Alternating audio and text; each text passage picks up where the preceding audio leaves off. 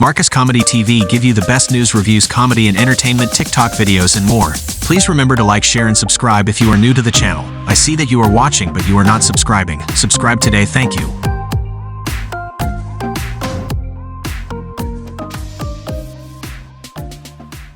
Good day everyone. I hope each and everyone is okay. This is what making the news today. Health and Wellness Minister Christopher Tufton says $51 million was spent in 2019 to build the soon-to-be officially opened Adelphi Health Center, Montego Bay, St. James. Minister of Health and Wellness Christopher Tufton says the government has spent more than $200 million to improve health centers or clinics across St. James since he took office 7 years ago. The truth is, our health centers have been doing better over time. This is not a political environment, but I am a politician, and I'm proud to say that under this administration, we have seen significant improvements in our health centers here in the parish of St. James, and Montego Bay in particular. Tufton said last Friday during a ceremony to mark Petrojam Limited's adoption of Montego Bay Comprehensive Health Center. The agreement, made under the Adopt a Clinic program, will see Petrojam donating $1 million per year over the next 3 years to meet the clinic's infrastructural and equipment needs. During his speech, Tufton listed facilities across the parish that, he said, have benefited from millions of dollars being pumped into the system by the government. He said that $51 million had been spent in 2019 to build the soon-to-be officially opened Adelphi Health Center.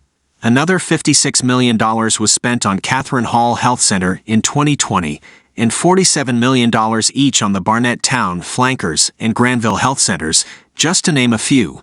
So over the last couple of years, we have been building some health centers, and we have more to do. So, sometimes the narrative is around Cornwall Regional Hospital, and I know it is a more exciting coverage for the media space and all the problems that are taking place. Some of them are not really real, but in perception, they look significant, and they make headlines, the minister added.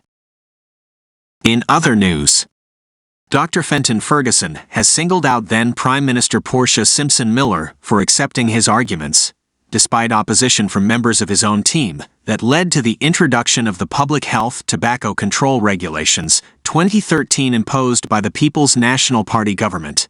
It paved the way for a ban on smoking in public places, but has seen limited compliance since, while the act awaits further amendments by the Parliament. Now, 10 years after its coming, there continues to be abuse of the law, as several people continue to smoke in public places and at events where the practice is outlawed. The Tobacco Control Act was designed to protect the population from exposure to tobacco smoke.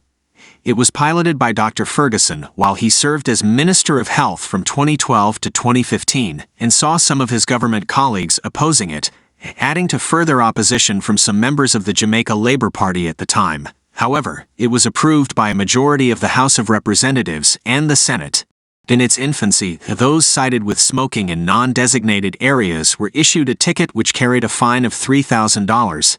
But over the years there has been neglect by law enforcers, and on any given day, offenders can be seen puffing away in places where the act prevents them from doing so.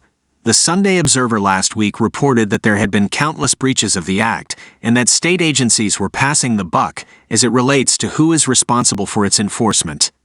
A Joint Select Committee of Parliament has been looking at further amendments to the act that was tabled in the House of Representatives on December 1, 2020. Which would also see Jamaica move to full compliance with the WHO framework on tobacco control. It seeks also to limit TAPs, meaning tobacco advertising, promotion, and sponsorship, and suggests, among other things, the protection of children from the deadly habit. Some health officials have been critical of the act's progress, which one described as moving at snail's pace. The progress that the act has made 10 years later, though, makes Simpson Miller worthy of praise, according to Dr. Ferguson. There was no doubt that I was the one who was leading the charge against tobacco, but I will say this for the first time publicly, that if Portia Simpson Miller as Prime Minister did not support me and my ministry in bringing forward that legislation, it would not have happened, because there was much opposition within our ranks, Dr. Ferguson told the Jamaica Observer in a midweek interview. If she had joined the band of persons and opposed it, as loud as I was, and nobody knows me to be aggressive, but that was one occasion, I would want to believe that I would have come across aggressively. The legislation would have died. It was a painful one, not just for me, but my family at the time, to see how members of my political team were against it.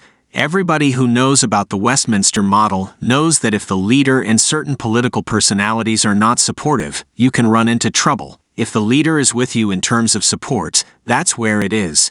So again, I want to thank Portia Simpson Miller for that support, Dr. Ferguson said. On to sports. Jamaica's Sunshine Girls celebrate during netball competition at the 2022 Commonwealth Games in Birmingham, England. In an effort to raise an additional $20 million to send the Sunshine Girls team to this year's Netball World Cup (NWC) tournament in Cape Town, South Africa, Netball Jamaica (NJ) has commissioned a GoFundMe page through which persons worldwide can donate money for the national team.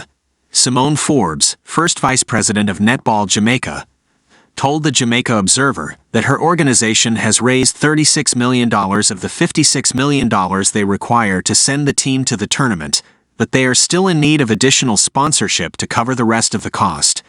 On Friday, the government jumped in with $10 million, the latest publicized cash injection. We have raised $36 million so far, and so we still need an additional $20 million to take the team to World Cup. We have persons all over the world who said they want to support as well, and so we have decided to add a GoFundMe drive to our individual fundraising drive, said Forbes. Our hope is to raise the $20 million to take the team to the World Cup, and if we do get in excess of that, then of course, that goes back into the program. We really do need everyone's support because anything towards it, if it is $5, $10, or whatever the amount is, we are really looking forward to the support. The girls have a chance of a lifetime to really go for the gold medal at this World Cup, and they are not able to do it unless we can provide the support for them, she noted. On to entertainment. Jordan McClure, Chimney Records producer, Mike Major, conceptualizer of the Magnum Top Performa competition, Joe Bogdanovich, CEO, Down Sound Entertainment, and Kamal Powell, marketing manager, J. Ray and Nephew. Some $4 million cash is up for grabs in this year's staging of the Magnum Top Performa. The competition, which returns after a one-year break, has added a new element to its rollout. This year we want to go back to the grassroots, and we are touching the road with Reggae Sumfest. So for 7 weeks straight, we'll be on the road during the elimination process. The winner will also perform at this year's staging of Reggae Sumfest in Montego Bay, Kamal Powell, marketing manager at J. Ray and Nephew Limited, told the Jamaica Observer after the competition's launch on Thursday night. The launch was held at Mike HQ on Campbell's Boulevard, off Waltham Park Road in St. Andrew. Proprietor of Mike HQ, businessman and music executive Mike Major, conceptualized the Magnum Top Performa competition alongside the team at Magnum, said Powell. In true dancehall style, we have to make it better every single time. This year, the winners will walk away with a pool of $4 million. The first place winner will receive $1.5 million, while second, third, and fourth place will receive $1 million, $500,000, and $450,000 respectively. The first place winner will receive a song produced by hit label Chimney Records, as well as a music video, while second place will receive a song produced by Mike Entertainment. King Cali, who won the inaugural Magnum Top Performa competition, said the competition has helped him in many ways. It's been a world of a journey. Give thanks to Magnum, give thanks to Mike for the platform way dem GIY. It helped a lot and covered a lot in a short space of time, said King Cali, who said he initially entered the competition due to peer pressure. He also had some advice for this year's competitors. Go fi everything. A your own. A you fi decide say you want it, said King Cali. Magnum Top Performa was launched in 2021 as a digital competition hosted on MagnumTV.hub. This lyrical face-off style competition sees contestants competing over a series of weeks. After each performance, the public will be invited to vote for their favorite to move on to the next round. Interested participants, who are 18 years and older, can submit their entries from now until May 3rd by visiting Magnum Hub TV Top Performa. Please remember to like, share, and subscribe if you are new to the channel. I see that you are watching but you are not subscribing. Subscribe today, thank you.